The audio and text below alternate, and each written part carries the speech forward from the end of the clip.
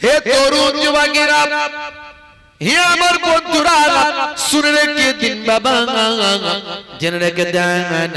হে মুসলমান, লম্বা চওড়া আলোচনা নয়, খুবই সংক্ষেপ করে বলবো।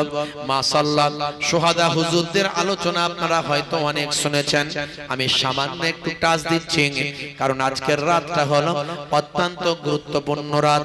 হে তরুণ যুবকেরা, হে আমার বন্ধুরা, হযরতে জিবরাইল আলাইহিস সালাম মানুষের সূরত ধরে আল্লাহর নবীর কাছে এসে সালাম দিয়ে বসলেন, আসসালামু আলাইকুম ইয়া রাসূলুল্লাহ ইয়া হাবিবাল্লাহ। হে তরুণ যুবকেরা, হযরতে জিবরাইল আলাইহিস সালাম আল্লাহর নবীর একজন সাহাবীর চেহারা ধরে এসেছিলেন। যে সাহাবীর চেহারা ধরে এসেছিলেন সেই সাহাবীর নাম হলো দাহিয়াতুল কলবি সাহাবী।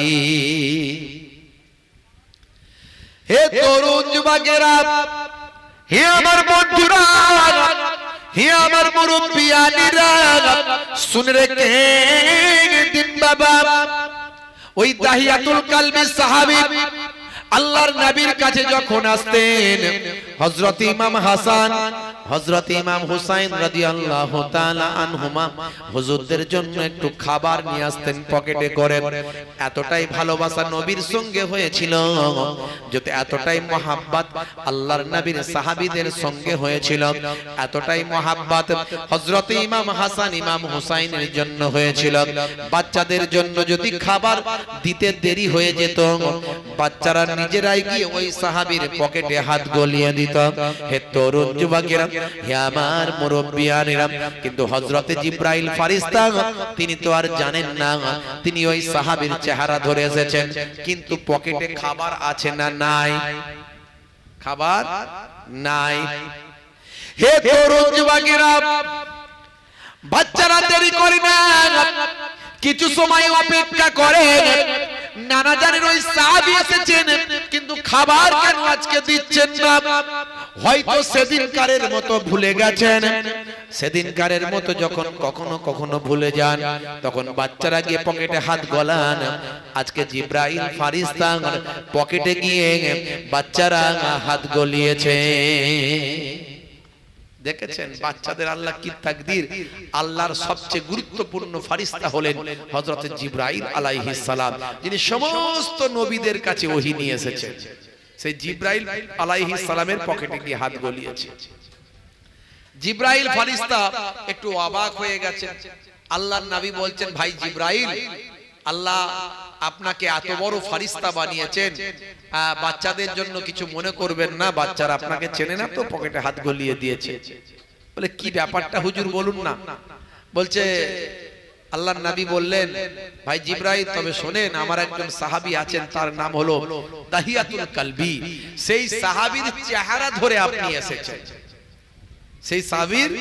সেই সাহাবীর চেহারা ধরে আপনি এসেছেন, কারণ ফেরেশতারা যে কোনো সময় যে কোনো সূরত ধরতে পারে, আর জিনেরা জিন যে কোনো সময় যে কোনো সূরত ধরতে পারে।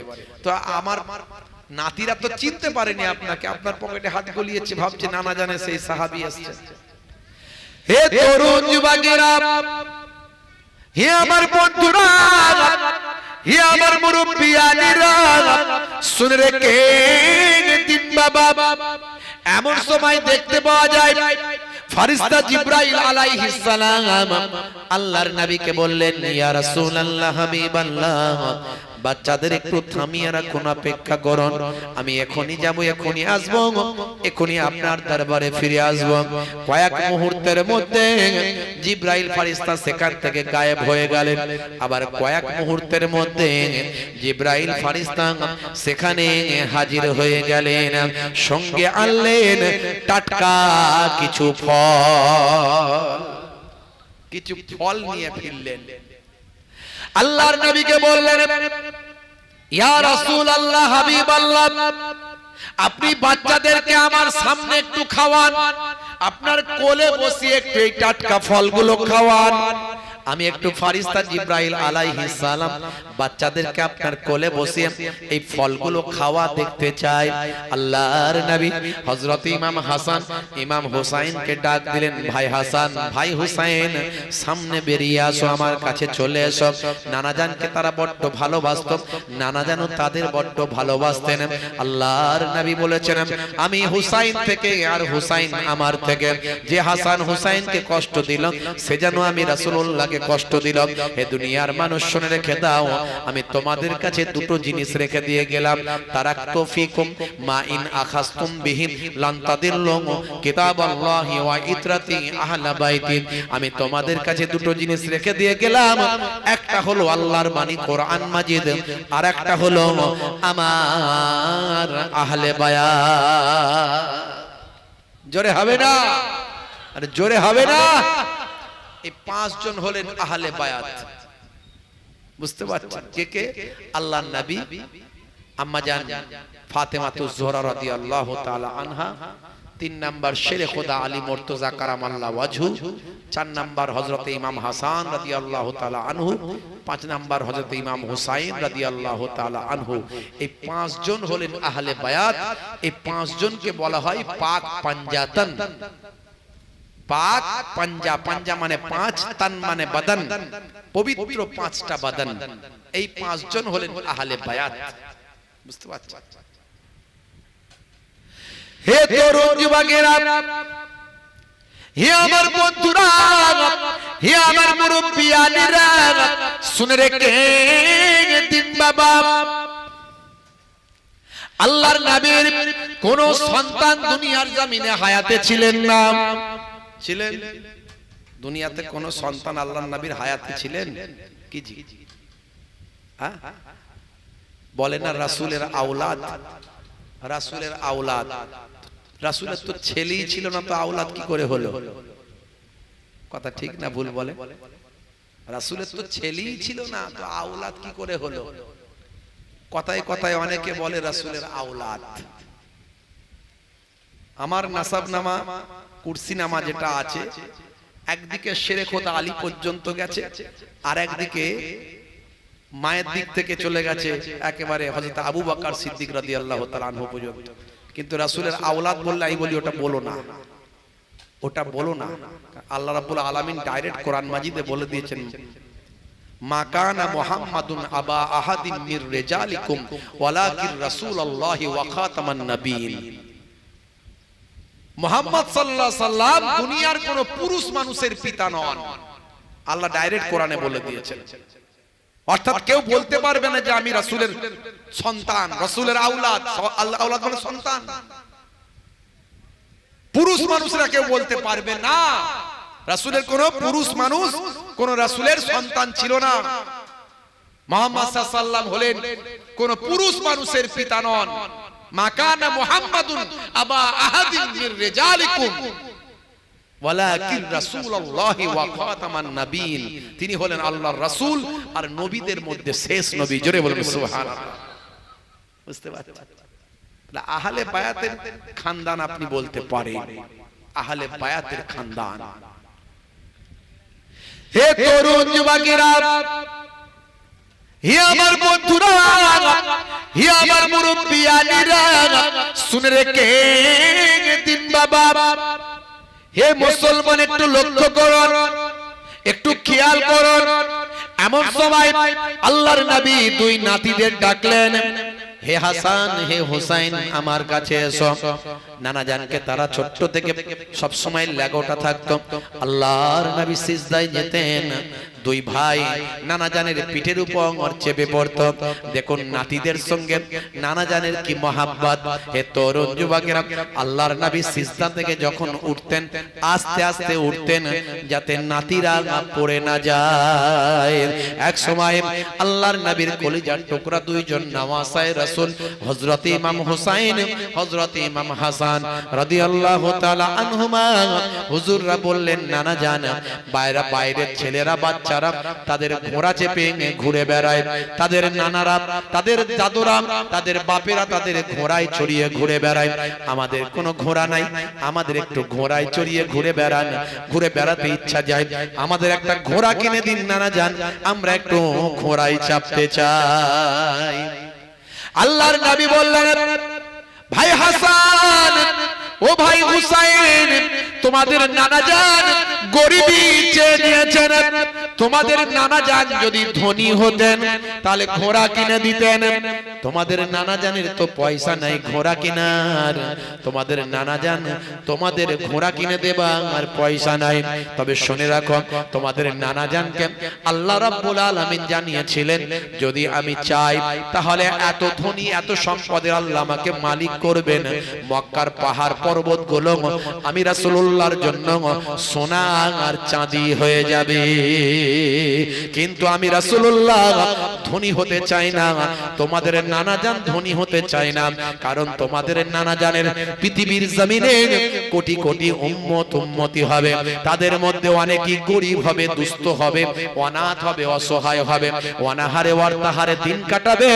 তারা যদি তোমাদের নানা জান যদি ধনী হয়ে যায়, ওই সমস্ত অনাথ অসহায় ওয়ার্তাহারে অনাহারে গরিবেরা দরিদ্র মানুষেরা তারা কিভাবে শান্তি পাবে? না না না না, তারা দেখবে আমাদের আখিরি জামানার পয়গম্বর তিনিও গরিব ছিলেন, এই কথা চিন্তা করে তারা শান্তি পাবে। তাই তোমাদের নানা জান ধনী হতে চায় না, আমি আল্লাহর কাছে গরিবই চেয়ে নিয়েছি। আমার ঘোড়া কেনার পয়সা নাই, তবে বাবা তোমরা আমার নাতি, তোমাদের কত ভালোবাসি। আচ্ছা বলো তো, তোমাদের শখ মেটানো আমার দায়িত্ব। এখন বলো, যদি আমি ঘোড়া হয়ে যাই তোমরা কি রাজি আছো আমার পিঠে চাপতে? নাতিরা বলল তাই হোক, অসুবিধা নাই, নানার পিঠে চেপিয়ে একটু ঘোড়া চাপার মজাটা পাই, মজাটা নি। আল্লাহর নবী আল্লাহর রাসূল, হে তরুণ যুবকেরা শুনে রেখে দিন বাবা, জেনে রেখে দিন বাবা, নাতিদের কত ভালোবাসতেন। হে যুবকেরা শুনে রেখে দেন বাবা, দুনিয়াতে আমরা মনে করি পোতাদের সম্মান বেশি, কথা ঠিক না ভুল? আমরা মনে করি পোতাদের সম্মান বেশি, তাই তো নাকি? ছেলের সম্মান বেশি। কিন্তু আল্লাহর নবীর জীবন জিন্দেগি যদি লক্ষ্য করেন, আল্লাহর নবী নিজের ছেলের থেকেও নাতিদেরকে বেশি প্রাধান্য দিতেন, ভালোবাসতেন। মা ফাতেমাকে সবচেয়ে বেশি ভালোবাসতেন, কারণ মেয়ে বলে তার প্রাধান্য বেশি, ভালোবাসা দিতেন, মেয়েকে বেশি সম্মান দিয়েছেন আমার নবী পাক। যদি আপনি হাদিসগুলো পড়েন পাবেন, নাতিদের সবচেয়ে বেশি সম্মান দিতেন, ভালোবাসতেন। আল্লাহর নবী নিজে সেই সময় বললেন, দেখো আমি ঘোড়া হয়ে যাচ্ছি, আমার পিঠে তোমরা চাপো। আল্লাহর নবী চার হাত পায়ে হামাগুড়ি দিয়ে নিজের ওই যে উসরা দালানে উঠানে যেটা আমরা বলি এগেনে, ভাই আমার নিজের এই চত্বরে আল্লাহর নবী চার হাত পায়ে হামাগুড়ি দিয়ে ঘোড়া হয়ে গেলেন, আর দুই নাতি পিঠের উপর চেপে চাল ঘোড়া চাল, চাল ঘোড়া চাল করে চলতে লাগলো। আল্লাহর নবী ঘোড়া হয়ে ঘুরতে লাগলেন। জোরে বলুন, জোরে হবে না? দেখেছেন কি মহাব্বত, কি ভালোবাসা রাসূল দেখিয়ে দিয়েছে, পৃথিবীর কোন মানুষ দেখাতে পারবে না। মেয়ের ছেলে, আল্লাহর নবী বুঝিয়ে দিয়েছেন, মেয়ের ছেলেকে অবহেলা করো না, মেয়েকে অবহেলা করো না। এটা একটা শিক্ষা, সারা পৃথিবীর মানুষকে শিক্ষা দিয়েছে। হযরতে ওমর ফারুক রাদিয়াল্লাহু তাআলা আনহু সেই সময় এসে হাজির হলেন, যিনি পরবর্তীকালে খোলাফায়ে রাশিদিনদের অন্তর্ভুক্ত ছিলেন, খোলাফায়ে খলিফাতুল মুসলিমিন হয়েছিলেন, দ্বিতীয় খলিফা হয়েছিলেন।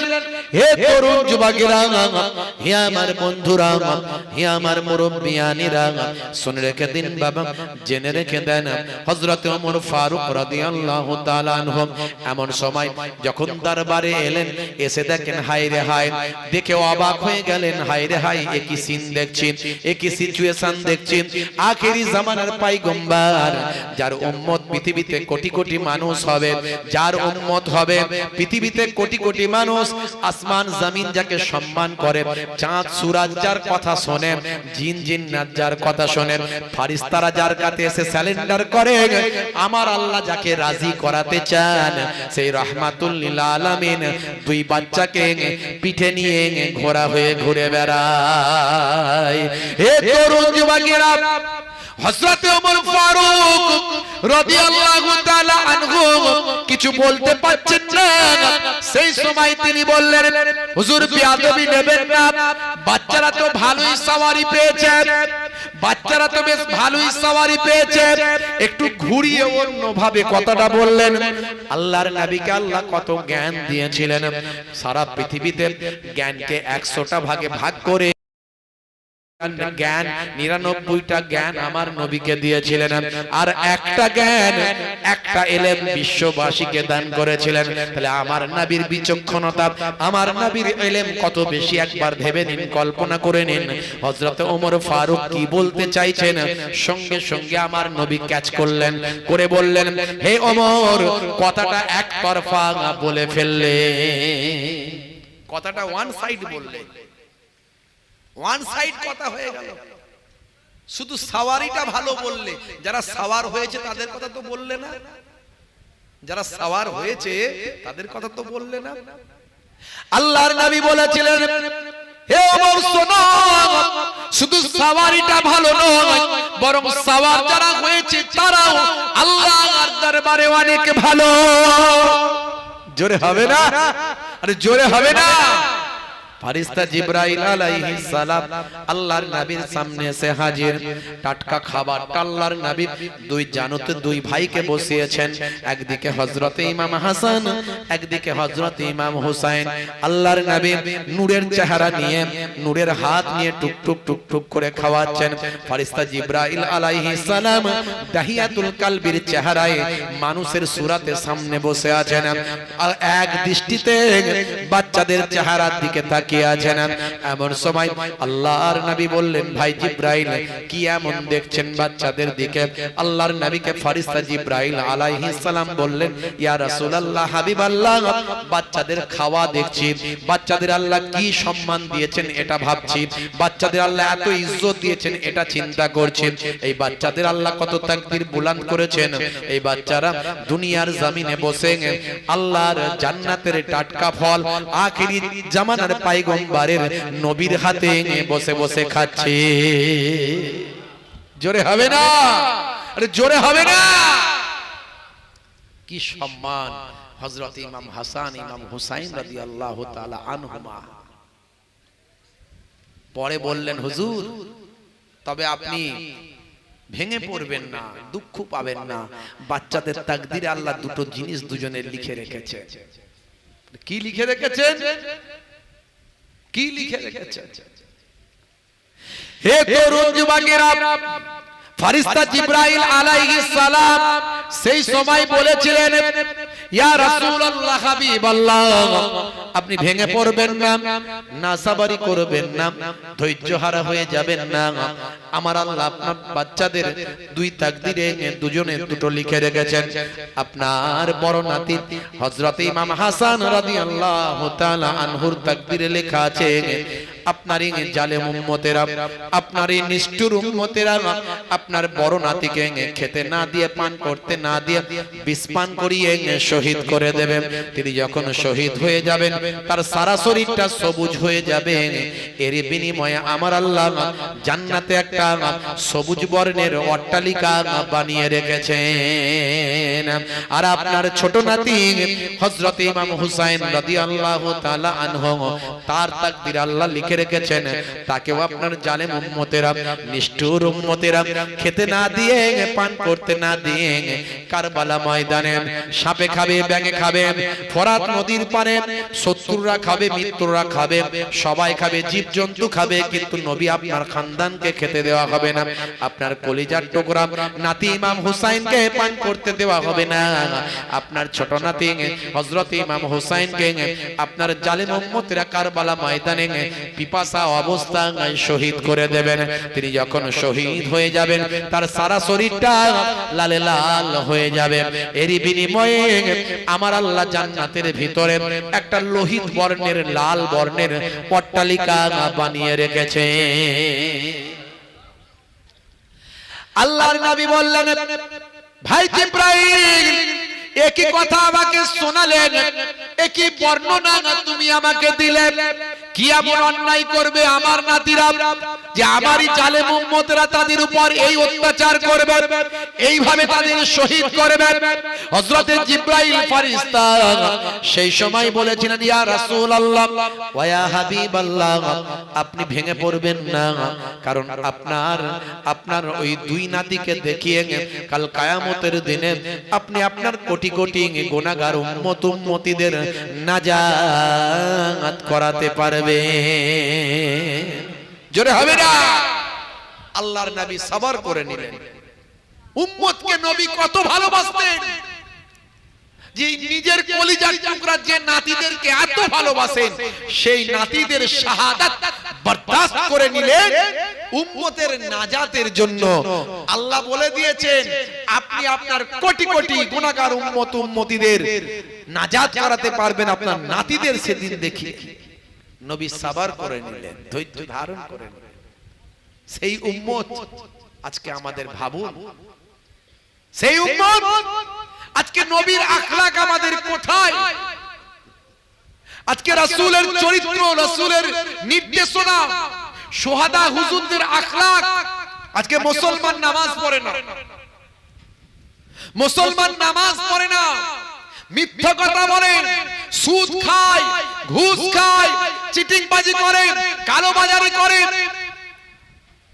রাগ করবেন না, এক ভাই আরেক ভাইকে হত্যা করে, মারে, খুন করে, গীবত করে, চগলখড়ি করে, গাল দেয়, ভাষা খারাপ করে। নবীর আখলাক কই? যে উম্মতকে নাজাতের জন্য আল্লাহর নবী এত বড় ত্যাগ স্বীকার করলেন। মুসলিম তুমি নামে হলে আজ কামে হলে না ভাই, মুসলিম দেখো অপরাধে লিপ্ত কেন হয়? মুসলিম তুমি কোরআন হাদিস পড়তে জানো না, মুসলিম তুমি মসজিদেতে নামাজ এলে না। মুসলিম তুমি নামে হলে আজ মুসলিম তুমি নামে, মুসলিম এলে ন্যায়ের পথে সমাজে বদলাবে রে, সমাজে বদলাবে। মুসলিম তুমি নামে হলে আজ কামে হলে না ভাই, মুসলিম দেখো অপরাধে লিপ্ত কেন হয়? বোমে বারুদে নেশার থালায় হবে না কারো সাথী, সালাউদ্দিন আর তাগুলের তুমি যে উত্তরসূরি। ব্যঙ্গ কার্টুনে ব্যঙ্গ সিনেমায়, ব্যঙ্গ কার্টুনে ব্যঙ্গ সিনেমায় নবীর সম্মান কমে না। গুগল সার্চে সেরা মনীষী খুঁজে দেখো না। আজকে আমরা যদি সেই নবীর সঠিক উম্মত হতে পারতাম, পৃথিবীর মানুষ আমাদের স্যালুট করত, আমাদেরকে কেউ লাঞ্ছিত, বঞ্চিত, অপমানিত করতে পারত না। আজকে যেখানে ফিলিস্তিনের মানুষগুলোকে মেরে মেরে মেরে মেরে শেষ করে দেওয়া হচ্ছে, প্রায় 60,000 মানুষকে শাহাদাতের পেয়ালায় পানি পান করেছে। ফুলের মতো ছোট্ট ছোট্ট শিশুগুলো, আরে হাই রে হাই, ফুলের মতো ছোট্ট ছোট্ট শিশুগুলো, তাদের নির্মম অবস্থা দেখলে আপনার চোখ ফেটে পানি বেরোবে। অথচ পৃথিবীতে প্রায় 60খানা মুসলিম দেশ আছে, একটা দুটো নয়, 60টা মুসলিম দেশ। এদের লড়াই করতে হতো না। এরা যদি শুধু ওই জালেমদেরকে শুধু বয়কট করত, ওদের ব্যবসা বাণিজ্য লেনদেন সব দেশে ঢুকবে না, এক্সপোর্ট ইম্পোর্ট সব বন্ধ, শুধু এটুকু যদি করত, ওই জালেমরা ঠান্ডা হয়ে যেত। মুসলিম দেশগুলো সেটা করেনি। কেমন নবীর উম্মত ভাবলে লজ্জা লাগে, ভাবলে লজ্জা লাগে। আপনারা দেখেছেন এই কয়েকদিন আগে একজন নেতা শ্রমিক ভট্টাচার্য সে বলেছে মুসলমানদেরকে আমরা তলোয়ার নিতে বারণ করব, তলোয়ার ছেড়ে দিয়ে ইট ঢিলা পাথর ছেড়ে দিয়ে আমরা কলম ধরাতে চাই, বই ধরাতে চাই। এখন বলছে এসব কথা। মুসলমানদের কি বই ধরাবি, কলম ধরাবি?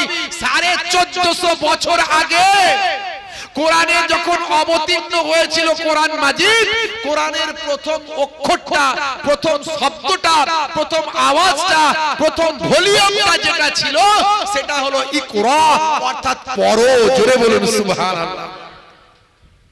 কিন্তু দুর্ভাগ্য মুসলমান আমরা পড়ো না ছেড়ে দিয়ে, আমরা নবীর আদর্শ ছেড়ে দিয়ে, আমরা কলম ছেড়ে দিয়েছি বলে আজকে আমাদের এই হালটা হয়েছে। এখনো শিক্ষা থেকে আমরা অনেক পিছিয়ে আছি, এডুকেশন থেকে এখনো অনেক পিছিয়ে আছি। তবে আলহামদুলিল্লাহ আগের থেকে অনেক এগিয়েছি।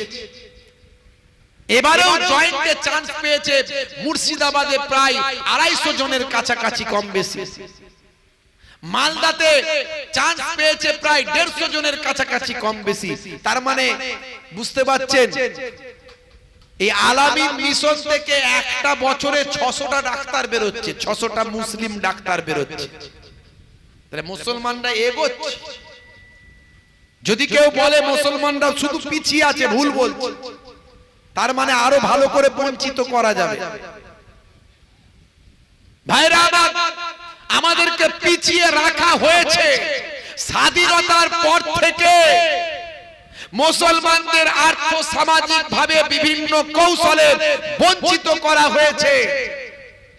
শিক্ষা থেকে শুরু করে সর্বদিক দিয়ে, চাকরি থেকে শুরু করে সব জায়গাতে বঞ্চিত করা হয়েছে। আমি কোন বিশেষ সরকারের বিরুদ্ধে বলছি না, এটা স্বাধীনতার পর থেকে হয়েছে।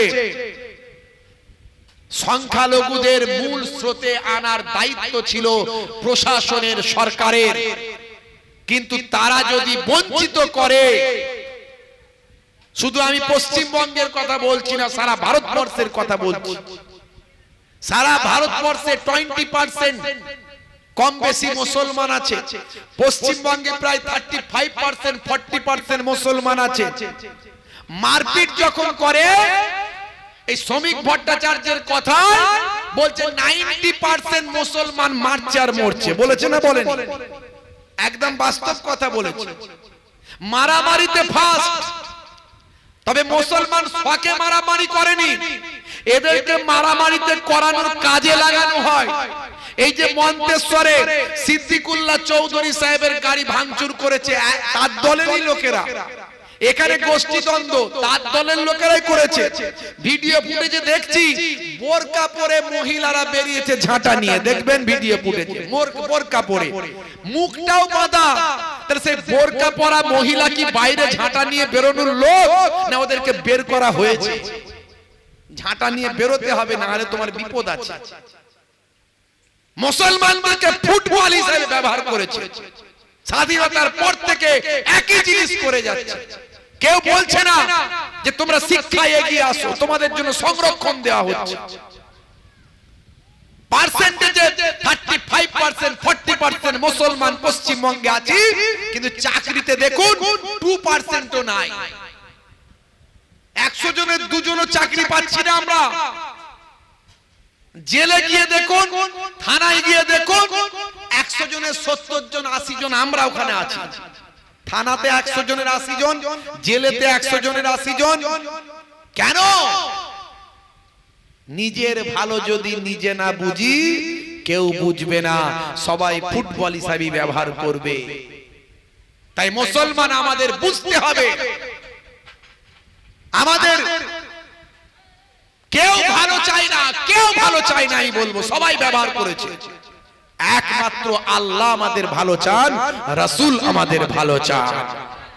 তা আল্লাহ এবং রাসূলের নির্দেশ মেনে চলুন, আপনার সন্তানটাকে শিক্ষিত করুন, আপনার সন্তানটাকে এডুকেটেড করুন, আপনার সন্তানটাকে অনাহারে অর্ধাহারে থেকে না খেয়ে না দিয়ে সন্তানটাকে পড়ান। ওই সন্তানটা মাথা উঁচু করে দাঁড়াবে। একটা কলমের কালি শহীদের রক্তের থেকে মূল্য বেশি, একটা কলমের কালি হাজারটা তলোয়ার বম বারুদের থেকে ক্ষমতা বেশি। আপনার সন্তানের ভাগ্য একমাত্র বদলাতে পারে, সেটা হলো শিক্ষা, সেটা হলো এডুকেশন, সেটা হলো বই, সেটা হলো পেন। জোরে বলুন সুবহানাল্লাহ। কোরআনের প্রথম শব্দটাই হলো ইকরা, পড়ো। ভাইরা আমার, তরুণ যুবকেরা আমার, মুরব্বিয়ানেরা আমার, হে যুবকেরা, হে আমার বন্ধুরা, শুনে রেখে দিন বাবা, জেনে রেখে দেন। আম্মা জান ফাতেমা জোহরা রাদিয়াল্লাহু তাআলা আনহা যখন জানতে পারলেন ফেরেশতা জিবরাইল আলাইহিস সালাম এমন কথা বলে গেছেন, সেই সময় আম্মা জান ফাতেমা জোহরা রাদিয়াল্লাহু তাআলা আনহা, সেই সময় আব্বা জান আখিরি জামানার পয়গম্বর জগতের শেষ নবীর কাছে এসে বলতে লাগলেন, আব্বা জান, আব্বা জান, ফেরেশতা জিবরাইল এমন কথা বলে গেছেন, আহা আমার বাচ্চারা কি এমন অন্যায় করবে, কি এমন অপরাধ করবে যে আপনার জালেম উম্মতেরা আমার বাচ্চাদের উপরে এই রকম ভাবে অত্যাচার করবে, এত নিষ্ঠুর আচরণ করবে, এমন অত্যাচার করবে। আমি ফাতেমা তোমার হে পিতামহ, আমি ফাতেমা তোমার হে পিতামহ, কি কথা আমায় তুমি শোনালে, করবে কি ভুল ক্ষমা নাই যার, হাসান হোসাইনের জীবনে, হাসান হোসাইনের জীবনে, ও হাসান হোসাইনের জীবনে। আল্লাহ নবী বললেন, ও বেটি ফাতেমা, সবর সবর, ধৈর্য ধারণ করো। আল্লাহ রাব্বুল আলামিন জানিয়ে দিয়েছেন, তোমার বাচ্চাদের দেখে কাল কিয়ামতের দিনে আমি আমার কোটি কোটি গুনাহগার উম্মত উম্মতিদের নাজাত করাতে পারবো। আল্লাহর নবী আল্লাহ রাসূলের কথা শুনে বেটি ফাতেমা, আম্মা জান ফাতেমা জোহরা রাদিয়াল্লাহু তাআলা আনহা সেই সময় সবর করে নিলেন। আল্লাহর নবীর বেটি ফাতেমা সেই সময় বললেন, আব্বা জান, আপনি সবর করতে বলছেন, আমি সবর করে নিচ্ছি, তবে একটা কথা জানতে চাই, চোখ ভরা পানি বুক ভরা বেদনা নিয়ে এই রকম কঠিন মুসিবত যখন আমার বাচ্চাদের উপর আসবে, সেই সময় কি আপনি আখিরি জামানার পয়গম্বর, আপনি হায়াতে থাকবেন? হে তরুণ যুবকেরা, আল্লাহর নবী বললেন, ও বেটি ফাতেমা, সেই সময় আমি আখিরি জামানার পয়গম্বর, তোমার বাচ্চাদের নানাজাত, আমি সেই সময় হায়াতে থাকবো না। আল্লাহর নবীর কলিজার টুকরা কন্যা সেই সময় বললেন, চোখ ভরা পানি বুক ভরা বেদনা নিয়ে বললেন, আচ্ছা আব্বা জান, তাহলে আপনার জামাতা আসাদুল্লাহিল গালিব শেরে খোদা আলী মুর্তজা এই বাচ্চাদের আব্বা জান কে দুনিয়ায় থাকবেন? না না না না, ও বেটি ফাতেমা, তোমার সওহার, তোমার স্বামী, আমার জামাতা আসাদুল্লাহিল গালিব শেরে খোদা আলী মুর্তজা সেই সময় হায়াতে থাকবেন না। আম্মা জান ফাতেমা জোহরা রাদিয়াল্লাহু তাআলা আনহা টুকরে কেঁদে উঠে বলতে লাগলেন, সেই সময় কি তাহলে আমি মা ফাতেমা, বাচ্চাদের মা ফাতেমা, আমি ফাতেমা সেই সময় কি দুনিয়াতে থাকব? আল্লাহর নবী সেই সময় বললেন, ও বেটি ফাতেমা, না না না, ও আমার কলিজার টুকরি ফাতেমা, সেই সময় তুমিও দুনিয়ার জমিনে থাকবে না। হে তরুণ যুবকেরা, বেটি ফাতেমা সেই সময় চোখ ভরা পানি নিয়ে বললেন, ইয়া রাসূলুল্লাহ ওয়া ইয়া হাবিবাল্লাহ, ও আমার আব্বা জান, তাহলে আমার বাচ্চাদের উপর এই কঠিন মুসিবত যখন আসবে, এত মুসিবত যখন আসবে, এত অত্যাচার যখন নেমে আসবে, আমার সন্তানরা যখন শহীদ হয়ে যাবে, সেই সময় আমার বাচ্চাদের জন্য কে একটু শোক মানাবে, কে একটু চোখের পানি ফেলবেন, কে একটু তাদের জন্য কাঁদবে, কে একটু তাদের কথা ভাববে, কে একটু তাদের কথা মনে পড়ে চোখের পানি ফেলবেন। আল্লাহর নবী বললেন, বেটি ফাতেমা সবার পর ধৈর্য ধারণ করো, তোমার বাচ্চাদের জন্য কাল কিয়ামত পর্যন্ত আমার কোটি কোটি উম্মত উম্মতি, আমার আশিক, আমার ভালোবাসার কোটি কোটি উম্মত উম্মতি কাল কিয়ামত পর্যন্ত চোখের পানিতে বুকটা ভাসিয়ে দেবে। আল্লাহর নবীর কলিজার টুকরা নওয়াসে রাসূলরা তারা শহীদ হয়েছিলেন 49 হিজরি, 45 বছর বয়স, জীবনের শেষ দিন হযরত ইমাম হাসান রাদিয়াল্লাহু তাআলা আনহুকে শেষবার বিষ পান করানো হয়েছিল। মুহাব্বতের মুরিদানরা সব ঘিরে রেখেছিল যাতে করে কেউ বিষ না পান করাতে পারে। বুঝতে পারছেন? তারই মাঝখানে একটু হয়তো কারো সবাই চোখটা লেগে গিয়েছিল, কেউ কুজো বদলে দিয়েছে, কিংবা ওই কুজো মানে কলসি, ওই কলসিতে কেউ বিষ মিশিয়ে দিয়েছে, বা কুজোটা কলসিটা বদলে দিয়েছে, কারণ সিল করা ছিল যাতে করে কেউ বিষ না মেশাতে পারে। মেশানোর কথা নয়, কিন্তু তারপরেও যে কোনো ভাবে মিশিয়ে দেয়া হয়েছিল। এই সমস্ত ঘটনাগুলোকে নিয়ে অনেকে অনেক রকম ভাবে বেনিয়ে বিভিন্ন রং তামাশা করে একেবারে একটা গল্প করে সুন্দর করে তুলে ধরে। এটা ঠিক নয়। নবীর নাতিদের নিয়ে এইভাবে অতিরঞ্জিত করা ঠিক নয়।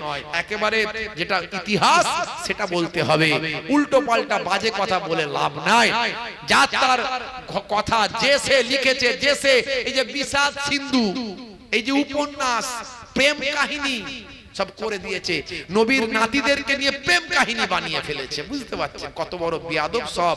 নবীর নাতিদেরকে নিয়ে পরিহাস করে ঠাট্টা করেছে, বিভিন্ন ভাবে অশ্লীল ভাবে তাদের বক্তব্য তুলে ধরেছে। আসলে এগুলো ইতিহাস নয়, এগুলো সব মিথ্যা কল্প কাহিনী। যোগ্য ভাই আমার, ঐতিহাসিকদের ইতিহাস আপনাকে জানতে হবে। আকবর শাহ খান নাজিবাবাদের লেখা তারিখুল ইসলাম, এই কিতাবের মধ্যে লেখা আছে যে ঘটনা আমি বলছি, ভাইরা আমার, আল্লামা সায়ুতির লেখা ইতিহাস, সেই ঘটনা আমি বলছি আপনাদের কাছে। ভাইরা আমার, জীবনের শেষ রাত, একটু চোখটা লেগে গেছে, মহাব্বতের মুরিদানরা বসে আছে, হঠাৎ করে চোখ খুলে বললেন, ভাইরা আমার, বাবাজিরা আমার, মুরিদানেরা, আমি একটা স্বপ্ন দেখলাম।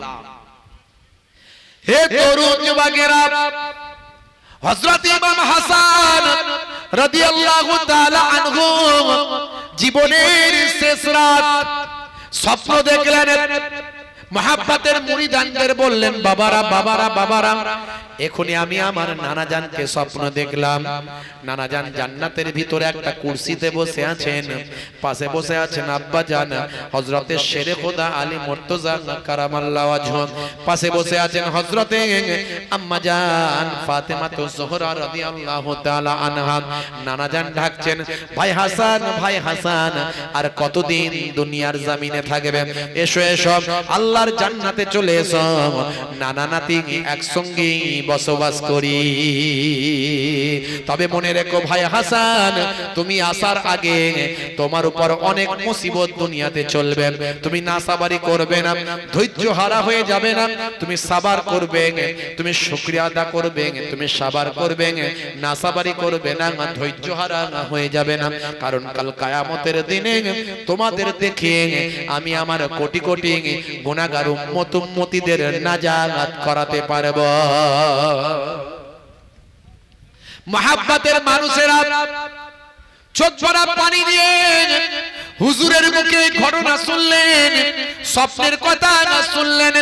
হুজুর বললেন, বাবারা বড় পিপাসা লেগেছে, একটু পানি পান করাও। মহাব্বতের এক মুরিদ ছুটে গিয়ে কুজোর সিল কেটে, কলস কুজো তার সিলটা কেটে পানি দিলেন, একেবারে পরিষ্কার পানি। কারণ সিল করা, গালা দিয়ে সিল করা, সিল করা জায়গা থেকে পানি দেয়া হচ্ছে, এখানে বিষ থাকার কোনো কারণ নাই। পরিষ্কার পানি দিলেন। হুজুর পানিটা যখন পান করলেন, কলিজাখানা ফেটে গেল, ভিতরটা জ্বলে পড়ে গেল। আহারে, কি পানি পান করালে বাবা, কি পানি পান করালে বাবা, কি পানি পান করালে বাবা। আমার কলিজাখানা ফেটে যায়, আমার ভিতরটা জ্বলে যায়। প্রত্যেকবারে বিষ পান করে আমি আমার নানা জানের রওজা মোবারক পর্যন্ত গিয়েছি, নানা জানের ওসিলা দিয়ে আল্লাহ তাআলার দরবারে দোয়া চেয়েছি। এবারে হয়তো আমি আমার নানা জানের রওজা পর্যন্ত আর যেতে পারবো না। তাড়াতাড়ি আমার ছোট ভাইকে খবর দাও, আমার ছোট ভাইকে তাড়াতাড়ি খবর দাও। তরপাতে শুরু করলেন, তরপাতে শুরু করলেন। মাছকে যেমন ডাঙায় ছেড়ে দিলেন তরপাতে থাকে, ইমাম হাসান রাদিয়াল্লাহু তাআলা আনহু তরপাতে শুরু করলেন। মহাব্বতে মুরিদানরা কেঁদে যারে যার, কি করলাম আমরা, হাই হাই হাই হাই কি করলাম আমরা। ইমাম হুসাইন বড় ভাইজান করে ছুটে এলেন। কে আপনাকে বিষ পান করালো বলুন, আমি বদলা নেব তার।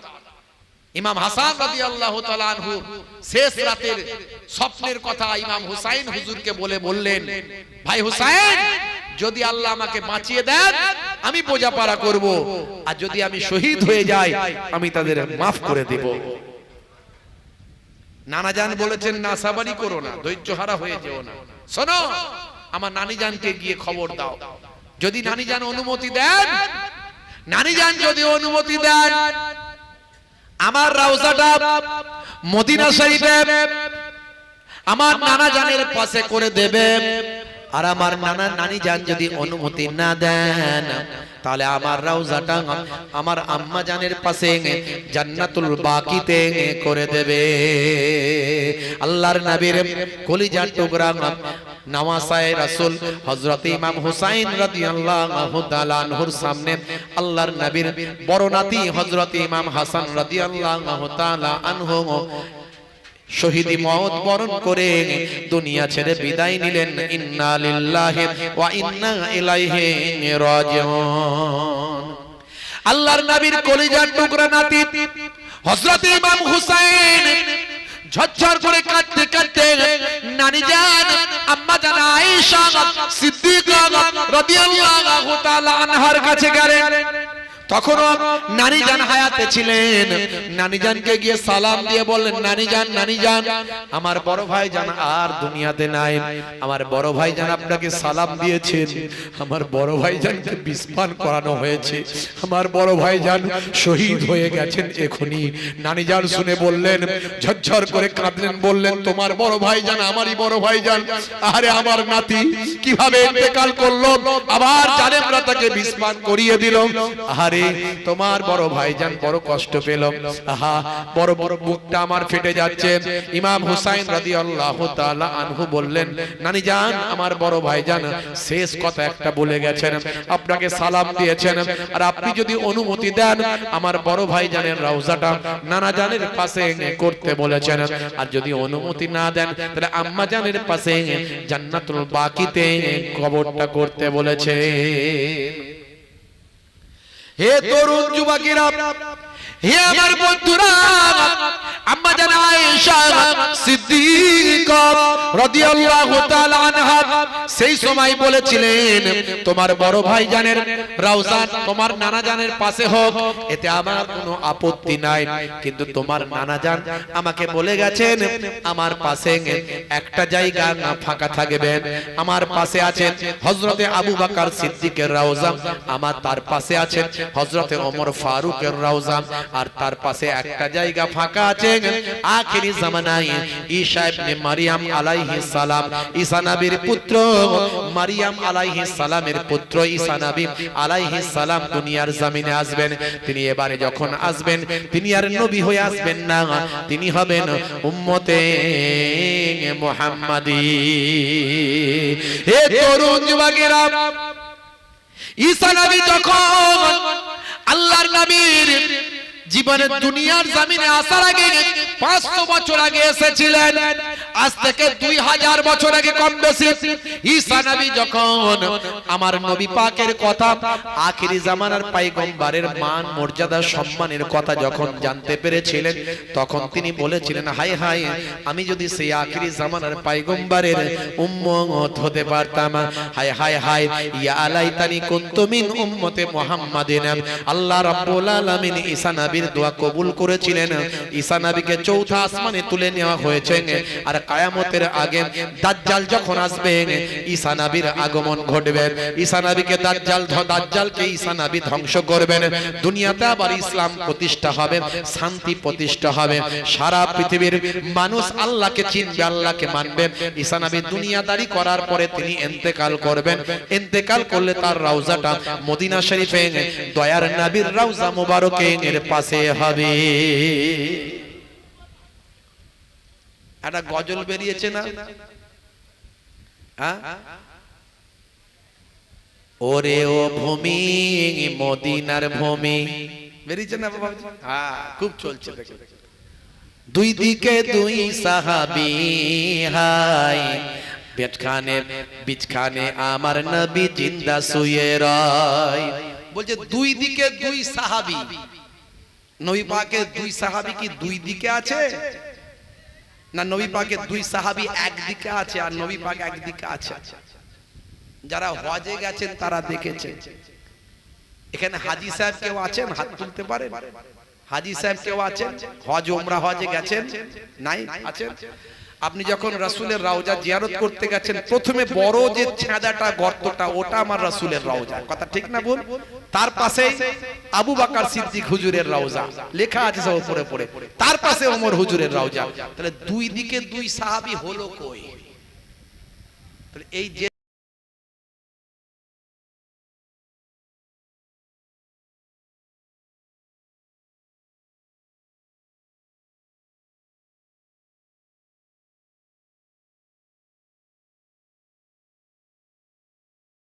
মানুষকে ভুল কথা বলা হয়ে যাচ্ছে। একটা জায়গা ফাঁকা আছে, ওই জায়গাটা ঈসা নবীর রওজা হবে। তোমার জানাজা যদি না বলতেন আমার কোনো আপত্তি ছিল না। ইমাম হুসাইন বড় জামাত নিয়ে গিয়ে হযরতে হাসান রাদিয়াল্লাহু তাআলা আনহুকে আম্মা জান ফাতেমা তুজ জোহরা রাদিয়াল্লাহু তাআলা আনহার রওজার পাশে জান্নাতুল বাকিতে দাফন করলেন। হে তরুণ যুবকেরা, হযরত ইমাম হুসাইন একাকী হয়ে গেলেন। কষ্ট হচ্ছে আপনাদের? একটু হ্যাঁ হুদান কষ্ট হচ্ছে, শেষ করে দেব। কত আর ওয়াজ শুনবেন? ওয়াজ শুনে শুনে আমরা সবাই বক্তা, কি কথা ঠিক না ভুল? এখন বক্তব্য রাখতে গেলে একটু বলতে পারলেই মোটামুটি হলো। আর এলেম কালাম পড়াশোনা শিক্ষা দীক্ষার এখনকার যুগে আর দরকার পড়ছে না, বুঝলেন তো? এখন বক্তা হতে গেলে একটু গলা, একটু গজল আর একটু দাবড়ে দুবড়ে বলতে হবে, আর একটুখানি মাঝখানে রাজনীতি এইসব বিভিন্ন রকম একটু মাঝখানে ঢুকিয়ে দিতে হবে, দিলি বক্তা, বুঝতে পারছেন? আর যা খুশি বলে দিয়ে চলে যাচ্ছে, সাধারণ মানুষ মনে করছে ওটাই ঠিক। এতে ইসলামের বদনাম হয়ে যাচ্ছে। এক শ্রেণীর মানুষ বদনাম করছে, সোশ্যাল মিডিয়ায় দেখবেন, বলে এরা হলো মুসলমানদের ধর্মগুরু। দেখো ভাষা ঠিক না, কথা ঠিক নাই, আছে না নাই? তারা হাসছে। তাদের ধর্মগুরুদের দিকে দেখুন, তাদের ধর্মগুরুদের দেখুন। দেখুন আমাদের ধর্মগুরুরা দেখবেন সব বেশিরভাগই রাজনীতির মধ্যে ঢুকার একটা আগ্রহ বেড়ে গেছে। সব নেতা হয়ে যাব, আর ধর্মগুরু ভালো লাগছে না, আর হুজুর সাজতে ভালো লাগছে না। এবার একটু রাজনীতির সাথে নেতা সাজলে ভালো হয়। দেখবেন আপনি ওই অমুসলিম ভাইদের যারা আছে, দেখবেন এদের ধর্মগুরুরা রাজনীতিতে নাই, এরা রাজনীতির কথাও বলে না, দেখবেন বলে না, এরা ধর্ম নিয়েই থাকে। এদের বলার অবশ্য প্রয়োজন হয় না, কারণ এদের ওই ধর্মের হিন্দু ভাইদের বেশিরভাগই সব শিক্ষা দীক্ষায় বেশি এগিয়ে, তারাই বেশি কথা বলে, এদের ধর্মগুরুদের বলতে হয় না। আর আমাদের মুসলিম সমাজের একটা বড় পার্সেন্টেজ এখনো শিক্ষা থেকে দূরে আছে। এই জন্য যারা আলেম ওলামা, আলেমদের জ্ঞান তো আল্লাহ বেশি দিয়েছেন, সবচেয়ে বেশি জ্ঞানী হলো আলেমরা, জানেন তো? এই আলেমরা যদি ইসলাম মানে রাষ্ট্র চালায়, সত্যিকারের যদি চালায় আলেমরা, রাষ্ট্রে কোনো অন্যায় অপরাধ কিছু থাকবে না, থাকতে পারে না। যে আফগানিস্তান নিয়ে এতদিন নাক সিটকাতো সবাই, আফগানিস্তান নিয়ে নাক সিটকাতো, সে আফগানিস্তানের পরিস্থিতি এখন কি জানেন? আফগানিস্তানে 2017 সাল থেকে 2025 সাল পর্যন্ত 3টে ধর্ষণ কেস হয়েছে। ধর্ষণ কেস 3টে। কটা? 3টে ধর্ষণ কেস হয়েছে। 3টে। 3 জনকে ধরে নিয়ে এসে ফাঁসি দিয়ে দিয়েছে। 3 জনকে ধরে নিয়ে এসে ফাঁসি দিয়ে দিয়েছে। বুঝতে পারছেন? আর আমাদের দেশে ধর্ষণ করে জেল থেকে যখন বেরোয় তাকে আবার ফুলের মালা দিয়ে বরণ করা হয়। হয়েছে না হয়নি? বেশিরভাগই তো ঠিক মতো বিচার হচ্ছে না। আমাদের এখানে $1 সমান 100 কত 70 টাকা না 60 টাকা না 80 টাকা। $1 সমান $1 মানে 160-70 টাকা দিলে আপনি আমেরিকার 1 টাকা পাবেন। বুঝতে পারছো? আবার পাকিস্তানে 270-80 টাকা দিতে হবে, প্রায় 300 টাকার কাছাকাছি। 270 টাকা না 80 টাকা দিতে হবে, দিলে আমেরিকার $1 পাবেন, 1 টাকা পাবেন। মানে আমেরিকার 1 টাকার যা মূল্য, পাকিস্তানের 270-80 টাকার তাই মূল্য। বুঝতে পারছেন কোন জায়গায় পৌঁছে গেছে? বুঝতে পারছেন? 20 বছর ধরে আফগানিস্তানের উপর অত্যাচার চালিয়েছে আমেরিকা। উন্নত অস্ত্র শস্ত্র দিয়ে আফগানিস্তানকে দখল করে রেখেছে। আর এরা সামান্য কিছু অস্ত্র শস্ত্র বন্দুক ফন্দুক এইসব নিয়ে আল্লাহর উপর ভর করে বিশ্বাস করে নিজের দেশকে মাতৃভূমিকে রক্ষা করার জন্য লড়াই করেছে। আমেরিকা আফগানিস্তানকে দখল করে নিতে চায় আর এরা বাঁচাতে চায়। আচ্ছা, বাঁচানো কি অন্যায়? আমার দেশকেও দখল করে নিতে চাই যে ভারতবর্ষকে ইংরেজরা দখল করে নিচ্ছিল। কথা ঠিক না ভুল? ইস্ট ইন্ডিয়া কোম্পানি প্রথম সুই হয়ে ঢুকেছিল আর ক্ষমতা বিস্তার করে ফাল হয়ে বেরোচ্ছিল। তখন আমার দেশের বিনয় বাদল দীনেশ, ক্ষুদিরাম বসু আর এদিকে ভাই আমার শের আলী, আশফাকুল্লাহ, মীর নিসার আলী বারাসাতে, এরা তখন নিজেদের জীবন উৎসর্গ করে ভাই আমার নিজের মৃত্যুকে শ্রেষ্ঠ মনে করে দেশকে রক্ষা করেছিল। এদেরকে ওই ইংরেজরা বলতো কি? এদেরকে কি বলতো? খারাপ ভাষায় ইউজ করতো, বাজে ভাষা, যেটা আফগানিস্তানের মানুষদেরকে বলতো ওরা সব নাকি জঙ্গি। হ্যাঁ, ও দেশকে বাঁচানোর জন্য লড়াই করলে সে জঙ্গি হয়ে যায়? হ্যাঁ, তুমি দেশ দখল করে নেবে অন্য জায়গায়, অন্য দেশ এসে, আর সে বাঁচানোর জন্য লড়াই করলে সে জঙ্গি হয়ে যাবে। 20টা বছর ধরে ওরা লড়াই করে ইমানি শক্তি, ওদের বড় বড় ভাই আমার অস্ত্র, আমেরিকার অস্ত্র, মানে বুঝতে পারছেন কত হাই ক্ষমতাশালী। আর এদের 2-4টাই বন্দুক ফন্দুক, লাঠি সোটা, তীর ধনুক, এই সব ইট পাটকেন, এই সব নিয়ে 20 বছর লড়াই করে আমেরিকা কাঁচা খুলে দৌড়েছে। আপনারা দেখেছেন, পালানোর রাস্তা পায়নি। যখন পালিয়ে গেছে তখন যুদ্ধাস্ত্র, ট্যাঙ্ক সব পড়ে রয়ে গেছে। আপনার হেলিকপ্টার ভাই আমার অ্যাটাক হেলিকপ্টার সব পড়ে রয়ে গেছে, নিয়ে যাবারও টাইম পায়নি আমেরিকা। দেখেছেন এমন নাকানি চুবানি খাইয়েছে। সেই আফগানিস্তানের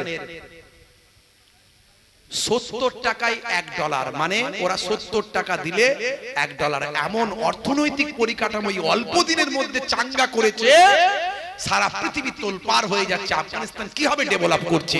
আসলে ওরা কোরআনের নির্দেশে দেশ কায়েম করেছে, ওরা ইলমের নির্দেশে দেশ কায়েম করেছে, আল্লাহর নির্দেশে দেশ কায়েম করেছে। আল্লাহর নির্দেশে যদি দেশ চলে, সেই দেশে কোনোদিন কেউ ক্ষমতা দখল করতে পারবে না, কোনোদিন কেউ অপরাধ করতে পারবে না, সেই দেশের কখনো অন্যায় হবে না, সেই দেশে কখনো পিছিয়ে যাবে না, সেই দেশ সব সময় এগিয়ে যাবে। তার প্রমাণ বিশ্বের বুকে দেখিয়ে দিয়েছে আফগানিস্তান। ভাইরা আমার, তরুণ যুবকেরা আমার, মুরব্বিয়ানেরা আমার, আমরা সেই রাসূলের নির্দেশনা যদি মেনে চলি, আমরা নিজেরা ভালো হয়ে যাই, নিজেদের জীবনটাকে ভালো করি, নিজেদের ঘরটাকে ইসলামের আদর্শে পূর্ণ করি, রাসূলের সুন্নাত, রাসূলের তরিকা, আল্লাহর নির্দেশকে সামনে রেখে নিজেদের ঘরটাকে সাজাই। আমি দেশ সাজাতে পারবো না, দেশ আমার আয়ত্তে নাই, দেশ অন্যদের আয়ত্তে আছে, অন্য নেতাদের আয়ত্তে আছে। আমার যতটুকু ক্ষমতা আমি সেই ততটুকু ভাবে যদি আমি নিজেরটাকে, নিজের পরিবারটাকে সাজাই, তাহলে আমার পরিবারের উন্নতি হবে না বলুন? ইনশাআল্লাহ হবেই হবে। ইসলামের নির্দেশ মেনে চলতে হবে। আজ থেকে প্রতিজ্ঞা করুন নামাজ ছাড়বো না। খালি একবার বছরে মুহররমের সময় শুহাদা হুজুরদের ইসালে সব দিয়ে দিলাম, ব্যাস সব ফুরিয়ে গেল না। আজ থেকে প্রতিজ্ঞা করুন নামাজ ছাড়বো না। রাসূলের সুন্নত, মুখে দাড়িটা রাখবো, সুন্নত মনে করে রাখবো। কোনদিন দাড়ি কেটে উড়িয়ে দেব না, ছোট হলেও রাখবো। বড় ধরনের দাড়ি রাখতে পাচ্ছি না মুহিবুল্লাহ হুসাইনির মতো, ছোট রাখবো, কিন্তু দাড়ি কাটবো না, নবীর সুন্নত মনে করে রাখবো। এখন তো নেতা মন্ত্রী, খেলোয়াড়, player, Virat Kohli, Harbhajan Singh, Lionel Messi সবাই দাড়ি রেখেছে। তো দাড়ি তো এখন ফ্যাশন, দাড়ি তো এখন সৌন্দর্য, কিন্তু ফ্যাশন মনে করে নয়, সৌন্দর্য মনে করে, নবীর সুন্নত মনে করে রাখবো। তোমার নামাজ, তোমার দাড়ি তোমাকে অন্যায় থেকে বাঁচাবে। জোরে বলুন সুবহানাল্লাহ। জোরে হবে না ভাইরা আমার? সুদ, ঘুষ, জেনা, ব্যভিচার, কোন রকম নেশা পানি এগুলো করব না। আজ থেকে প্রতিজ্ঞা করুন। মানুষ অভ্যাসের দাস। বললে বলে হুজুর বেটা ছেলে একটু নেশা না করলে হয়? একটু পানের নেশা, একটু তিরঙ্গা গুটকার নেশা আছে না নাই? হ্যাঁ, মুসলমানের ছেলের পানের নেশা, তিরঙ্গা গুটকার নেশা, জর্দা খৈনির নেশা, আবার একটু বাড়াবাড়ি হলে বিড়ি সিগারেটের নেশা। কালকে একজন বলল আমার বাপ এত বিড়ি খেত, বলছে দিনে 2 বান্ডিল 3 বান্ডিল শেষ। কয়েকদিন আগে ক্যান্সার হয়ে মারা গেছে। কয়েকদিন আগে ক্যান্সার হয়ে মারা গেছে। অনেকে দেখবেন বাথরুমে ঢুকে, বাথরুমে বিড়ি নিয়ে ঢোকে, বলছে ওপরে যদি ধোঁয়া না মারে নিচের মাল ক্লিয়ার হবে না। সর্বনাশ করেছে। কি রে ভাই, এমন শরীরের সঙ্গে অ্যাডজাস্ট হয়ে গেছে। জলসায় গেছি, জলসা থেকে নামছি, কমেডির ছেলে সালাম দিচ্ছে, আসসালামু আলাইকুম। সর্বনাশ করেছে, মাল ভিতরে ঢুকিয়ে রেখেছে। বুঝতে পারছো? মানে ও তিরঙ্গা গুটকা খাচ্ছে, 2-4টে পেরে দিয়েছে। যেদিনে জলসা করাই সেদিনে কমেডির ছেলেরা আবার টেম্পার বেড়ে যায়। মানে অন্যদিন 10টা তিরঙ্গা গুটকা খেলে ওই দিনে 30টা খায়। কানের কাছে এসে বলছো হুজুর দোয়া করবেন, সাইড সরে যা, সরে যা। আমার একদম এই গন্ধ সহ্য হয় না একদম। বিড়ি সিগারেট তিরঙ্গা গুটকা। বলে হুজুর নেশা না করলে কি বেটা ছেলে হয়? আমি তোমার সামনে বসে আছি, আমার তো কোনো নেশাই নাই, তাহলে কি আমাকে দেখে কি মনে হচ্ছে? হাই রে হাই। নবীর আদর্শ, নবীর আখলাক আপনাকে আমাকে মেনে চলতে হবে। ইমাম হুসাইন রাদিয়াল্লাহু তাআলা আনহু কারবালা ময়দানে পৌঁছে গিয়েছিলেন। আপনারা জানেন দ্বীনের জন্য, ইসলামের জন্য এজিদের হাতে যেন ইসলাম না চলে যায়। কারণ এজিদ হলো ফাসিক, এজিদ হলো মুনাফিক, এজিদ হলো নবীর দুশমন, নবীর খানদানের দুশমন, এজিদ হলো জালেম, এজিদ হলো অন্যায়কারী, অপরাধী। এজিদ ইসলামটাকে ধ্বংস করে দেবে। নানা জানের রক্ত ঝরানো, ঘাম ঝরানো ইসলাম, সাহাবায়ে কেরামদের শহীদ হওয়া ইসলাম এই এজিদের হাতে চলে গেলে ধ্বংস হয়ে যাবে। এজিদ যদি খলিফা হয়ে যায়, ইসলামকে মানুষের কাছে বিকৃত করে ফেলবে। কারণ সে সরকার, সরকার যা ইচ্ছে তাই করতে পারে। ইমাম হুসাইন মেনে নেন, তার হাতে বায়াত হননি। যদি এজিদের হাতে বায়াত হয়ে যেত, ইমাম হুসাইনদের কাউকে শহীদ হতে হতো না। না, বায়াত হবে না, শহীদ করে দাও। জীবনের শেষ রাত ইমাম হুসাইন রাদিয়াল্লাহু তাআলা আনহু বায়াবার আল্লাহর কালামুল্লাহ পাক তেলাওয়াত করছেন। এটুকু বলে দেবো না ছেড়ে দেবো? বলে দেবো, শেষ কথা বলে দেবো।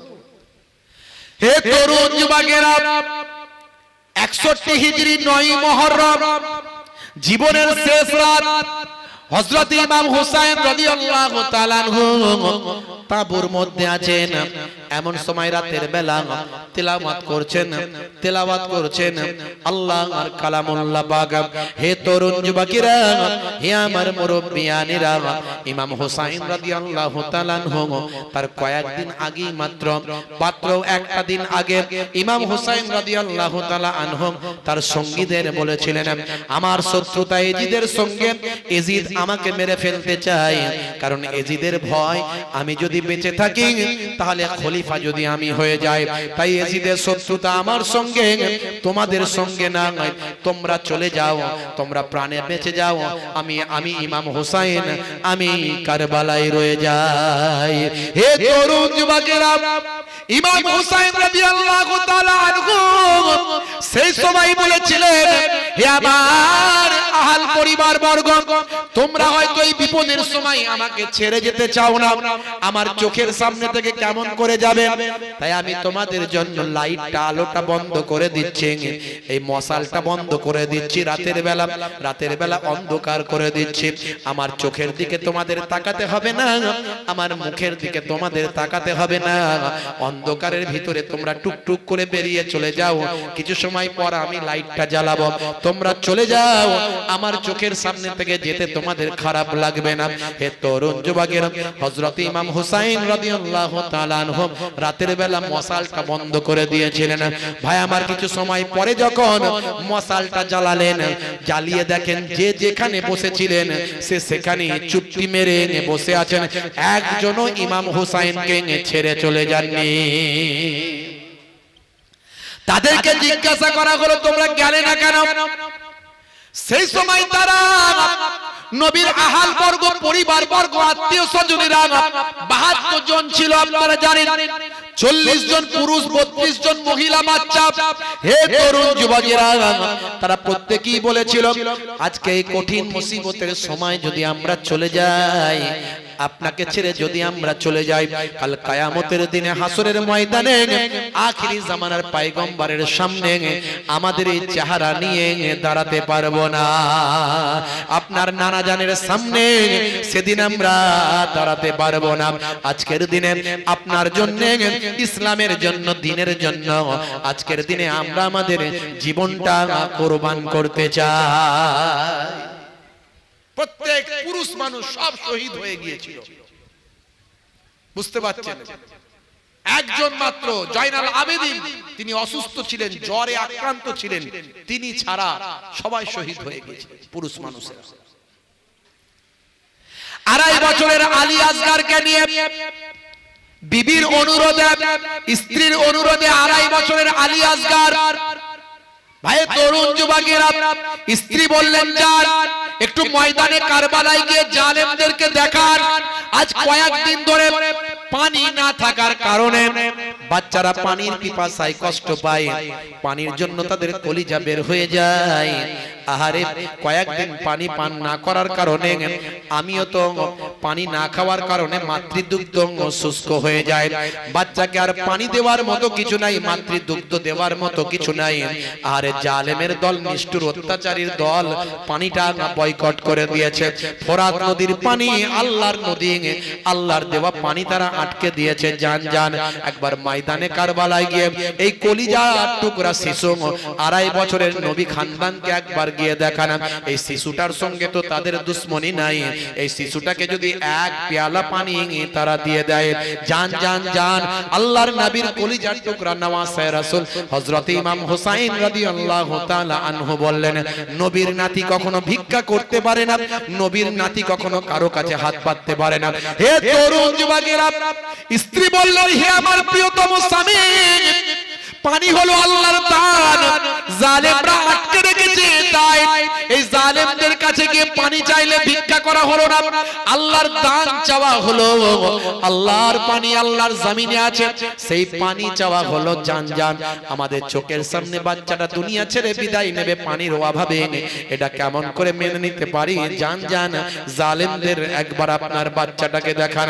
ইমাম হুসাইন নিরুপায় হয়ে স্ত্রীর কথা শুনে বারবার বলতে ইমাম হুসাইন হযরতে 2.5 বছরের আলী আসগার রাদিয়াল্লাহু তাআলা আনহুকে নিয়ে আস্তে আস্তে ময়দানে কারবালায় গিয়ে বললেন, আমি তোমাদের সঙ্গে যুদ্ধ করার জন্য বেরোইনি, এখন আমার সন্তান কলিজার টুকরা আলী আসগারকে দেখানোর জন্য বেরিয়েছি। হে আমার নানা জানের উম্মতেরা, তোমরা তো আমার নানা জানের নামে কালেমা পড়েছো, তোমরা যখন আযান দাও আমার নানা জানের নামটা আযানের মধ্যে দিয়েছো, তোমরা যখন নামাজ পড়ো তখন নামাজের মধ্যে আমার নানা জানের নাম দরুদে পেয়েছো, আমার নানা জানের নাম নিয়ে কালেমা পড়েছো, আমার নানা জান তোমাদের ইসলাম দিয়েছে, সেই নানা জানের উম্মত বলে তোমরা দাবি করো, আর সেই নানা জানের নবী বংশকে তোমরা আজকে শহীদ করে দিচ্ছ। যা করছো, তোমাদের শত্রু আমার শত্রুতা আমার সঙ্গে, আমার এই ছোট্ট বাচ্চাটার সঙ্গে তোমাদের তো শত্রুতা নাই।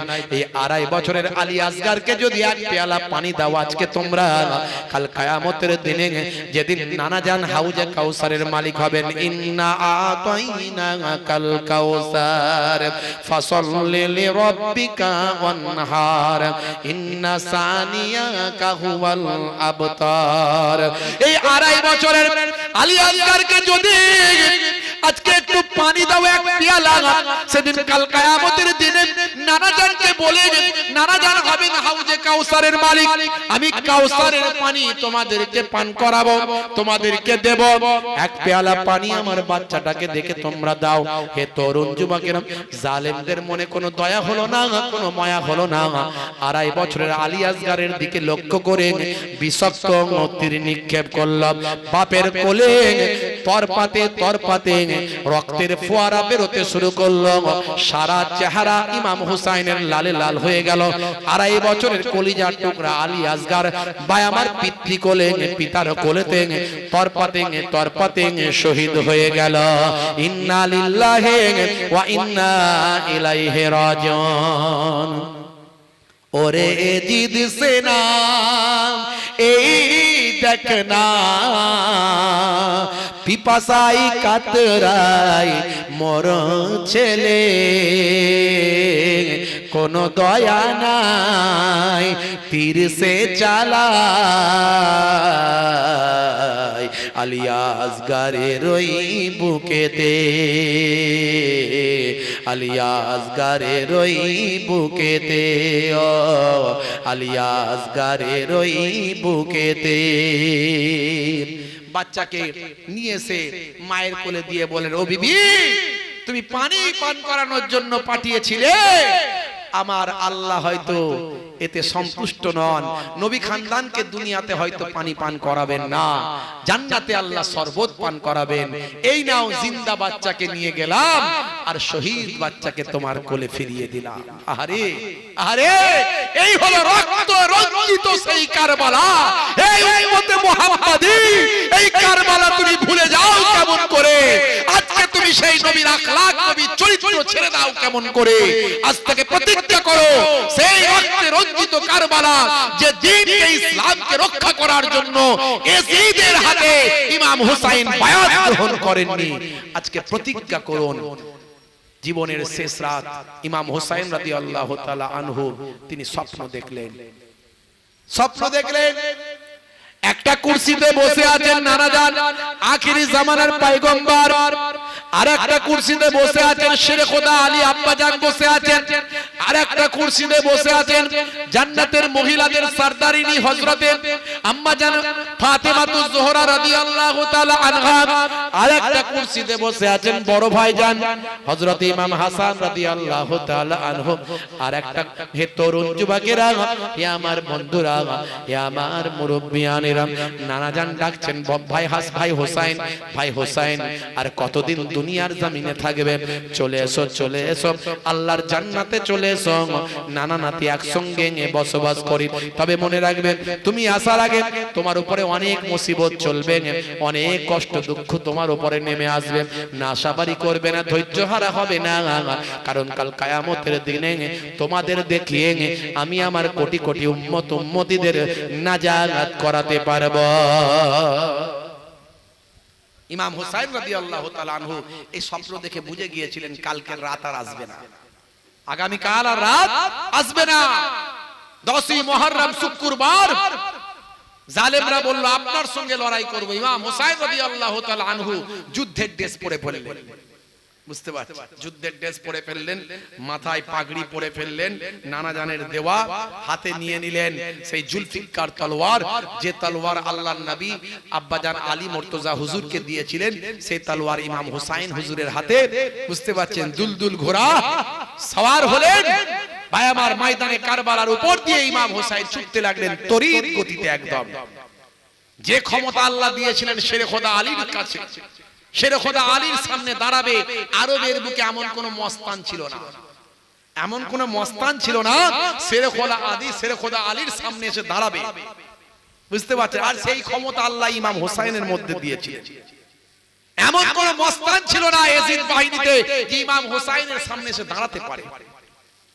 যে কজন তীর ফিকেছিল ঢাল দিয়ে রুখে দিয়েছিলেন, বল্লাম ছুঁড়েছিল ঢাল দিয়ে রুখে দিয়েছিলেন, যে কজন সামনে সাহস করে আসার চেষ্টা করেছিল পুরস্কার নেবার লোভে, ইমাম হোসাইনকে মারতে পারলে তো পুরস্কার পাওয়া যাবে, বুঝতে পারছেন, পুরস্কার নেবার লোভে যে কজন সামনে এসেছিল সব কটাকে তলোয়ার এমন ঘোরাতে লাগলেন, ঘোড়া থেকে দুলদুল ঘোড়া থেকে সব কটাকে কচু কাটা করে ফোরাত নদীতে নেমে গেলেন। ফোরাত নদীতে নেমে যাওয়ার পরে এমন সময় যখন দুই হাতে করে পানি তুলছেন, পানি পান করবেন, সেই সময় কলিজা পিপাসায় কলিজা ফেটে যায়, পানি তুলছেন, ওই পানি যখন তুললেন, আহারে আমি পানি পান করব, ছবি উঠছে আলী আসগারের, ছবি উঠছে আবুল কাসেমের, ছবি উঠছে আবু আলী আকবরের, ছবি উঠছে আব্দুল ওয়াহাবের, ছবি উঠছে আব্দুর রহমানের। হে তরুণ যুবকেরা, এইভাবে পানি নিচ্ছেন আর পানি ছাড়ছেন, পানি নিচ্ছেন আর পানি ছাড়ছেন।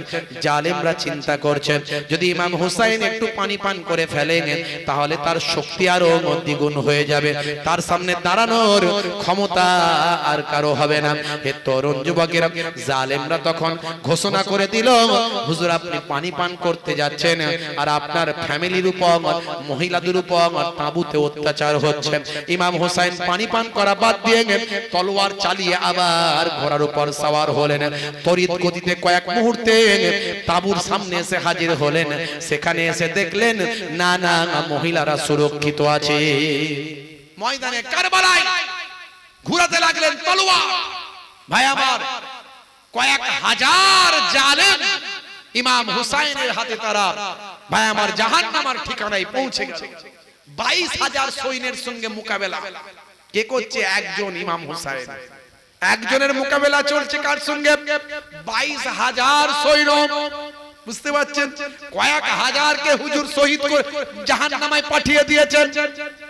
কিতাবের মধ্যে লেখা আছে, শেষে দেখা গেল, হে তরুণ যুবকেরা, হে আমার মুরব্বিয়ানেরা, আকবর সাখান নাজিবাবাদীর লেখা তারিখুল ইসলামের মধ্যে লেখা আছে, সুনান বিন নাকির বল্লামের আঘাতে হযরত ইমাম হুসাইন রাদিয়াল্লাহু তাআলা আনহু ঘোড়া থেকে পড়ে গিয়ে শেষ নিঃশ্বাস ত্যাগ করলেন। হে তরুণ যুবকেরা, ইমাম হুসাইন রাদিয়াল্লাহু তাআলা আনহু শেষ নিঃশ্বাস ত্যাগ করলেন। ইন্না লিল্লাহি ওয়া ইন্না ইলাইহি রাজিউন।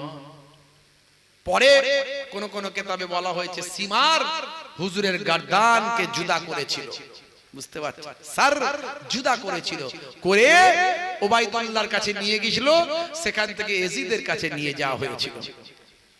সেই এজিদ এত বড় বেঈমান, এত বড় জালেম, হুজুরের কাটা মুন্ডুর দাঁতেতে, হুজুরের ভাই আমার সর মুবারকের ওই দাঁতেতে কঞ্চি দিয়ে আঘাত করেছিল আর বলেছিল তুমি খলিফা হতে চাও? হ্যাঁ, আমি খলিফা হব না, তুমি হবে। এইভাবে হুজুরকে অপমান করেছিল। যে সমস্ত নবী প্রেমিকরা ছিল কিছু বলতে পারেনি, তারা কষ্ট পাচ্ছিল, তাদের চোখ দিয়ে অশ্রু ঝরছিল। ভাইরা আমার, নবীর কলিজার টুকরা আহলে বায়াতের পরিবারের মহিলাদেরকে হাঁটিয়ে হাঁটিয়ে নিয়ে যাওয়া হয়েছিল। যখন হাঁটিয়ে হাঁটিয়ে নিয়ে যাওয়া হয়েছিল তখন তারা ভাই আমার বক্তব্য দিতে শুরু করেছিল, মার্সিয়া গাইতে শুরু করেছিল, তারা কবিতা পাঠ করতে শুরু করেছিল। তারা বলেছিল, হে উম্মতে মুহাম্মাদি, তোমরা আমাদের আখিরি জামানার পয়গম্বরের নামের কালেমা পড়েছো আর সেই নবী খানদানকে শহীদ করে দিল, তোমরা ঘুমিয়ে গেছো? তোমরা কি মরে গেছো? তোমাদের ঈমান কি শেষ হয়ে গেছে? তারা এই জ্বালাময় বক্তব্য দিয়েছিল। এই বক্তব্যে আবার উম্মতে মুহাম্মাদির গায়ের রক্ত খাড়া হয়েছিল, রক্ত গরম হয়েছিল, লোম খাড়া হয়েছিল, তাদের মধ্যে আবার ঐক্য এসেছিল। আস্তে আস্তে তারা তাদের কষ্টটা অনুভব করেছিল, তারা তাদের ভুলটা বুঝতে পেরেছিল। এর ফলে চারিদিকে আবার নতুন করে বিদ্রোহ শুরু হয়েছিল। ভাই আমার, এজিদ দেখলো মদিনার মানুষেরা বিদ্রোহ করছে, মদিনাকে এজিদ অ্যাটাক করেছিল, মদিনার মসজিদে নববীকে ঘোড়ার আস্তাবলে পরিণত করেছিল এই জালেম এজিদ। ভাইরা আমার, মদিনার প্রচুর মানুষকে শহীদ করে দিয়েছিল। এদিকে মদিনাকে থামাতে গিয়ে মক্কায় বিদ্রোহ শুরু হয়েছিল। মক্কায় চলে গিয়েছিল এজিদের সৈন্য, সেখানে এজিদ গিয়ে কাবা ঘরে আগুন লাগিয়ে দিয়েছিল। ভাই আমার, মক্কার অনেক মানুষকে শহীদ করেছিল। কাবা ঘরে আগুন লাগানোর পরে ভাই আমার অন্যান্য জায়গাতেও বিদ্রোহ শুরু হলো, সব জায়গায় বিদ্রোহ শুরু হলো। এজিদ ভয় পেয়ে গেল। অল্প কয়েকদিনের মধ্যে ভাই আমার কাবা ঘরে আগুন লাগিয়েছিল, এজিদের পেটে আগুন লেগে গেল। শুধু পানির পিপাসা লাগছে এজিদকে, শুধু পানির পিপাসা লাগছে। আর যখনই পানি খাচ্ছে পেট জ্বলছে, পেট জ্বলছে, পেট জ্বলছে। লোকে বলে ও কাবা ঘরে আগুন লাগিয়েছে, আল্লাহ ওর পেটেতে আগুন লাগিয়েছে। শেষে ভাই আমার এজিদের একটা ছিল কি জানেন, বানর ছিল, বানর। বানর এই বানর একদিন পালিয়ে গেল তার কাছ থেকে জঙ্গলের দিকে। তখন এজিদ বলল আমার এই বানরকে তোমরা খুঁজে নিয়ে আসো। ভাই আমার সঙ্গী সাথী লোকেরা বলল মহারাজ আপনারও শরীর ভালো নয়, যদি আপনি একটু আমাদের সঙ্গে যেতেন মনটাও ফ্রেশ হতো, বানরটাও খোঁজা হতো। বুঝতে পারছেন? এজিদ কি করলো, দুলদুল ঘোড়ার উপর চাপলো। যে ঘোড়া ইমাম হুসাইনের ছিল ওই জালেম এজিদ সেই ঘোড়াকে নিয়ে চলাফেরা করত। বুঝতে পারছেন? দুলদুল ঘোড়ার উপরে চাপলো। এজিদ জানে না এই ঘোড়া আল্লাহ ঘোড়ার মধ্যে দিয়ে তার বদলা নেওয়া হবে। বুঝতে পারছেন? ঘোড়া নিয়ে চলছে পাথুরে রাস্তার উপর, ঘোড়ার দড়ি এমন ভাবে পড়ে গিয়ে এজিদের পায়ে জড়িয়ে গেল, আর ঘোড়া এমন লাফ মারলো এজিদ ছিটকে পড়ে গেল জমিনে। আর ওই পায়েতে জড়িয়ে গেল সেই ঘোড়ার দড়ি, আর ঘোড়া ছুটতে লাগলো। এমন টেনে নিয়ে গেল এজিদকে, কাউকে মারতে হলো না। এজিদের চেহারা পর্যন্ত বিকৃত হয়ে গিয়েছিল, মাথা চেনা যায়নি, কোনটা মুখ আর কোনটা ঘাড় চেনা যায়নি। এজিদ যখন মারা গিয়েছিল তার চেহারা বিকৃত হয়ে গিয়েছিল। এইভাবে ইসলামের একজন বড় দুশমন, রাসূলের খানদানের বড় দুশমন এজিদ পৃথিবী থেকে বিদায় নিয়েছিল। জোরে বলুন সুবহানাল্লাহ। ভাইরা আমার, যারা যারা অত্যাচার করেছিল, মারওয়ান থেকে ওবাইদুল্লাহ বিন জিয়াদ থেকে শুরু করে অল্প দিনের মধ্যে মানুষ তাদেরকে সবাইকে মেরে ফেলেছিল। অন্যায় করে আহলে বায়াতের উপরে আঘাত করে টেকা যায় না, এটা পৃথিবীর মানুষকে আল্লাহ বুঝিয়ে দিয়েছিলেন। তবে ইমাম হুসাইন হুজুর যদি দোয়া চাইতেন সেই দোয়া আল্লাহ কবুল করে নিতেন। সেই ইমাম হুসাইন হুজুর তিনি কিন্তু বদলা চাননি। তিনি সেই সময় ভাই আমার জালেমদের বিরুদ্ধে বদদোয়া করেননি, কারণ নানাজান বলে গেছেন তোমাদের দেখিয়ে কোটি কোটি গুনাহগার উম্মত উম্মতিদের নাজাত করাবো। জোরে বলুন সুবহানাল্লাহ। লম্বা আলোচনা শেষ করলাম, লম্বা আলোচনা শেষ করে দিলাম, কারণ অনেক বড় ঘটনা। আমি ইমাম মুসলিমের কথা বলিনি, ইমাম মুহাম্মদ ইমাম ইব্রাহিমের কথা বলিনি, কুফা নগরীর কথা বলিনি, সব বাদ দিয়ে দিয়েছি। বুঝতে পারছেন ভাইরা আমার? তবু যেটুকু মুহররমের আলোচনা, কারবালা ময়দানের আলোচনা একটু টাচ দিলাম। আপনাদের খেদমত থেকে বিদায় নেব। যাওয়ার আগে গত বছরের মতো সেই কারবালা হুজুরদেরকে স্মরণ করে, সেই পাক পাঞ্জাতনকে স্মরণ করে, সোহাদা হুজুরদেরকে স্মরণ করে, এই কারবালার ভাই আমার স্মরণ সভা, এই সোহাদা হুজুরদের স্মরণ সভা, এই সোহাদা হুজুরদের ইসালে সব আমরা টিকিয়ে রাখবো তো না রাখবো না? কথা বলেন, টিকিয়ে রাখবো তো নাকি? কি জি সোহাদা হুজুরদের আমরা ভালোবাসি তো নাকি?